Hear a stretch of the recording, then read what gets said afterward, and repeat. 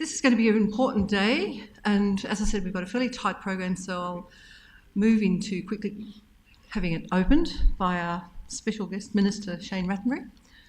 I'd also like to welcome our international guest, Susan Savreda, who's come here from the Canary Islands.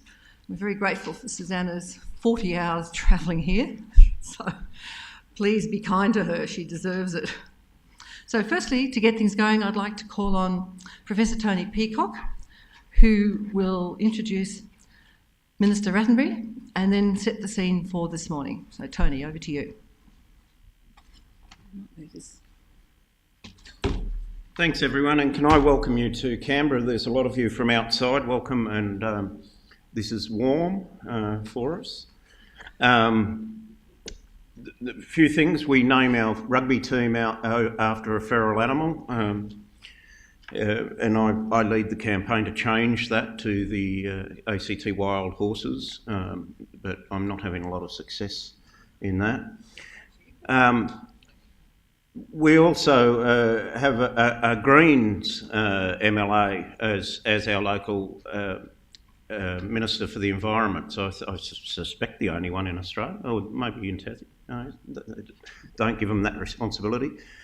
And so Shane Rattenbury's, after the last election, became Minister for the Environment.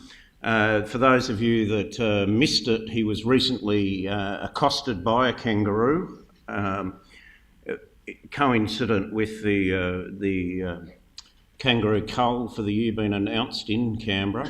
So he's learning the perils of the job. We have arranged for an Indian miner to attack him later in as a media opportunity there, and we've promised a spot on the project for doing so tonight. But we're grateful, and the ACT government's been very supportive of this program, very active locally. I should put a plug in, I sit on the Mulligan's Flat board. If you get a chance to go out to Mulligan's Flat, where we have an 11.5 kilometre fence keeping ferals out, and we've just put a year ago eastern bettongs in. We no longer call them Tasmanian bettongs, they're back to being called eastern bettongs. We didn't tell the Tasmanians that when they gave us some. First time in almost a century, and they're absolutely thriving out there.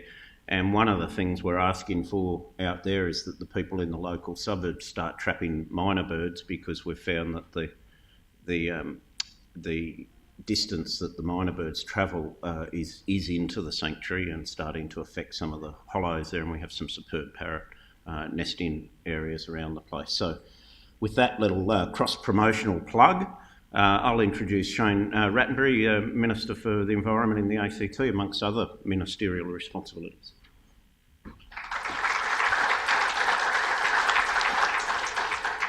Well, thank you, Tony, and good morning, everybody. It's great to see you all here this morning. You'll have to forgive me if I sound a little croaky. I spent last night at the Olympic Stadium in Sydney chanting, cheering and singing for the Socceroos, so if I sound a bit hoarse this morning, I then hopped in the car and drove home so I could be here this morning. But it was a great night up there last night and a great night here for the Brumbies.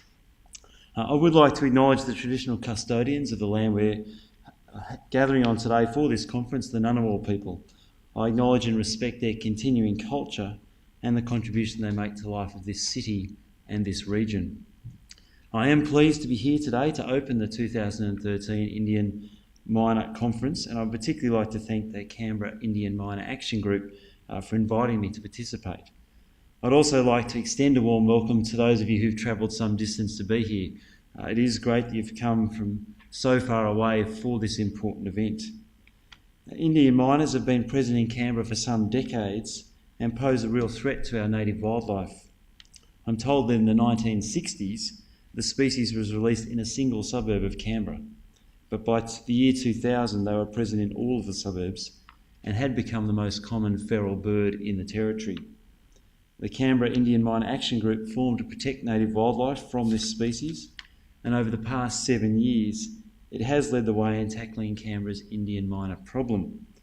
With around 1,470 members and 1,350 traps in backyards across Canberra and Queanbeyan, this community action group has seen over 44,000 of these pest birds removed from our nature reserves and suburbs. Importantly, the founders of the Canberra Indian Miner Action Group strongly promote a humane approach in the control of Indian miners, and its members all follow a strict animal welfare protocol.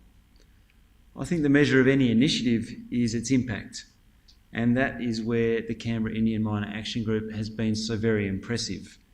Since the group started its trapping program, Indian miner numbers have dropped significantly, with the species going from being the third most common bird in Canberra to the 20th most common.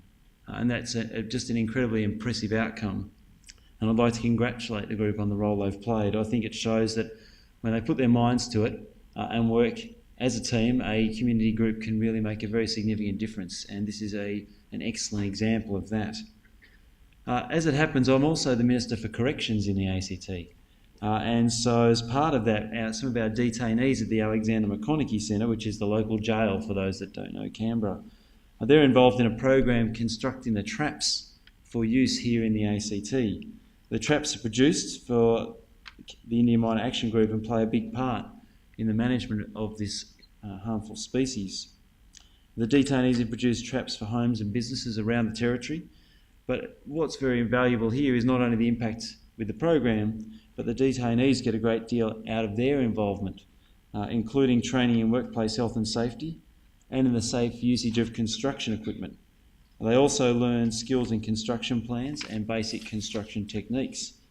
And these skills then assist them with opportunities to gain employment once they've been released and they're back in the community. The program provides employment for between 5 and 14 detainees at any one time.